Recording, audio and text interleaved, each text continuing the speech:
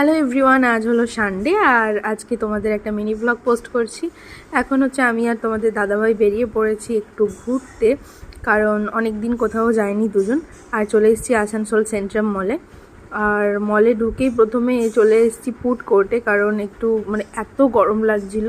দিয়ে প্রথমে একটু কোল্ড ড্রিঙ্কস খেলাম, তারপরে তোমাদের দাদাভাই এটা অর্ডার করে তারপরে চলে গেলাম একটু জুডিওতে কি সামার কালেকশন এসছে দেখছিলাম। মোটামুটি খুব ভালোই এসছিলো।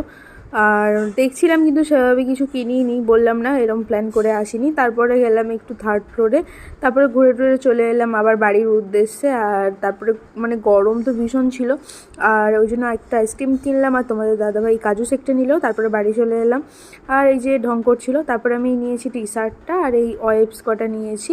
ওয়েবসগুলো অনেক কম দামে ছিল। এই নেল পলিশটা নিয়েছি, লিপ বাম আর এই সক্স। আর তারপরে রাতে ডিনার করে নিলাম বিরিয়ানি দিয়ে। আর এখানে ভিডিওটা শেষ করছি, টাটা।